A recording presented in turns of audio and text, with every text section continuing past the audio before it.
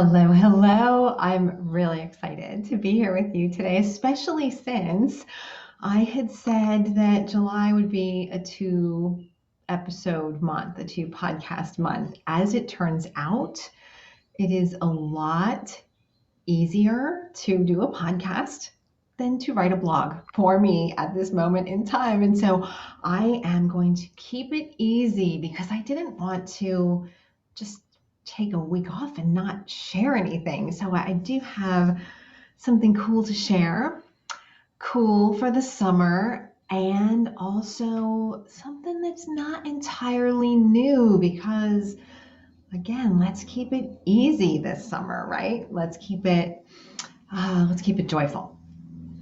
So, some of you may have already heard me talk about the parenting pendulum. And if you have, this will be a little bit of a review to start. But if you haven't, I'm just going to quickly go through it. If you can imagine a pendulum swinging, and when it's all the way on one side, then you have a top and a bottom because it's vertical when it's swung all the way to the side, right? And on the top, for our purposes, we have the parents, and on the bottom we have the kids.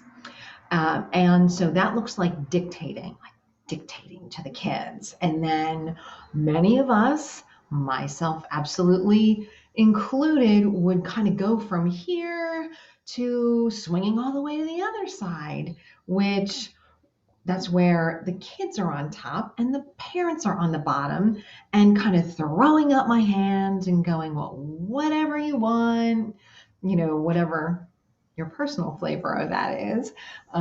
Sometimes my personal flavor would be, you're going to do it all anyway, so, go ahead, whatever.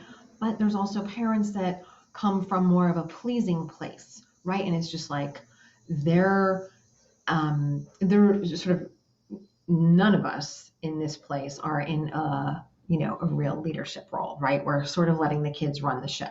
Whatever our attitude is about that, we're letting the kids run the show. So those are the two sides of the parenting pendulum. And then, so what I have always been talking about was getting to the bottom where there's no momentum that's swinging us one way or the other way. And then you can imagine that pendulum that was vertical when it was on either side is now horizontal. And so we have the parents and the kids, and we're operating from a place of equality, and not equality of experience. Okay, let's not be silly, right? But a place of equality in terms of the importance, right? Like we're not more important because we've been on the planet for a few more years or decades.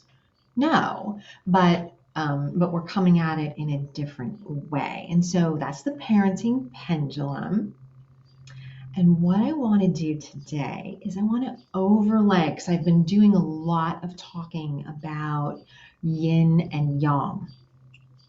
So I'm going to overlay yin and yang on the parenting pendulum. I'm kind of excited to do this with you here today. So what that looks like is there's a lot of momentum, right? When you're on either side. I don't know if you've ever been on that amusement park ride. It looks like a big, like, Viking ship. Sometimes it's called the Buccaneer or the Viking or whatever. There's different names, I'm sure.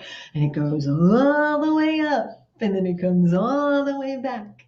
There's a lot of momentum. It's fast. It's kind of moving to the outside. And if you are sitting in one of the spots on the end, like on either end of that ship, that's where the really like sort of brave people sit, because that's where you feel the most momentum and you have the most likelihood of getting sick.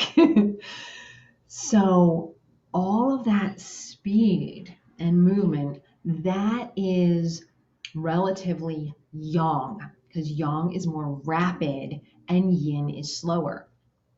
Yang is more on the outside and yin is more on the inside. So I'm going to draw the parallel to, we're all running around, doing lots of things, maybe not as many things as we were doing 2 years ago, because not as many things are open or whatever, but we're still keeping ourselves very busy, right? Whether it's with work or home or projects or kids, activities, we keep ourselves very busy, moving fast, keeping ourselves busy on the more superficial outside, oh, I'm really busy, can't do this now. Oh, let me check my calendar. Oh, da da da da. But not typically really reflecting on what are my own priorities as a person, as a human, as a soul, as a parent, as a leader in my family. And if you do some of that, that's phenomenal. Most of us could do even a little bit more, but a lot of us are not really doing that because there's so many other things like battering the wall and trying to get in, and we're just, sort of at the gate, manning the gate instead of tending to the precious treasure on the inside. And so the image that I would like to give you is that when we are at that midpoint, not the extreme of the pendulum, but picture the pendulum just hanging still, okay, that is the point of greatest yin. It's perfectly still, right? So I'm not saying we have to be still or do nothing, anything like that. But when we do take some time, and not just one time, right? If we have a practice that helps us, a reflective practice, I've talked about this before, a reflective practice, whatever that is. Could be writing, could be walking, could be meditating, could be yin yoga, but a reflective practice that will assist us in going inside, yin side, right? What it does when we go a little deeper into ourselves, we start to see parts of ourselves that are ready to come up that maybe we had been ignoring, we haven't seen in a long time, we were pushing down. As we welcome these pieces, as we integrate more pieces, we can resonate with more in the world.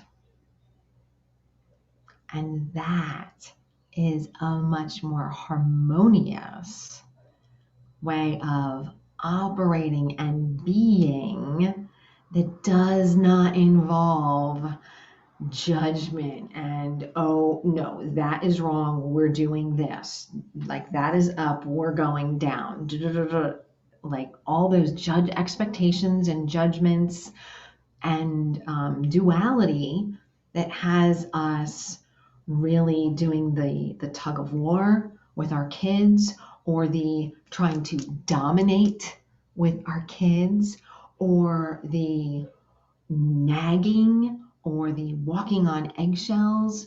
Whatever the flavor is, that is rooted in duality.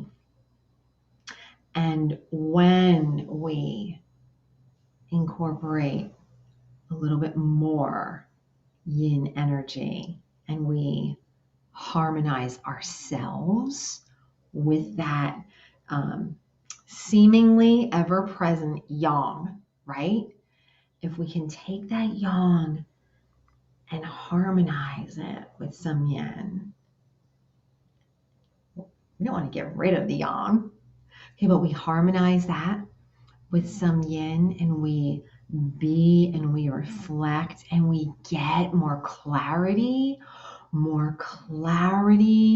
of vision, clarity of perception will allow us to see things differently, will allow us to take different action with a different tone of voice, maybe with a different phrasing, maybe waiting for a different moment to use that phrase until there's at least a neutral energy on the part of our adolescent. Okay, these are just some examples. I hope that clarified or gave you at least another dimension to thinking about that parenting pendulum. I'm very excited to be really taking this amazing, I want to say tool, but that's not giving it enough sort of reverence and importance. This amazing cornerstone, really, of ancient philosophy. And I use Yin Yang, and that's from the Chinese heritage. And ancient India had its own words, but the same thing. I don't remember the words for this. I think one was Shakti, though. But Yin Yang, taking this amazing ancient cornerstone and overlaying it on some of the things that we're talking about, that we've been talking about, that we deal with every day, right? With our kiddos, with our tweens and teens and early 20s. So let me know, please let me know. You can go to the website and send me an email. You can join the Facebook group and post. I would love to hear from you, what questions you have, what this is bringing up, what distinctions you had after you sat with some of this for a little while. What came to you? So, all right, I will sign off for now. I hope you have a fantastic rest of your day. Bye for now, but I hope not for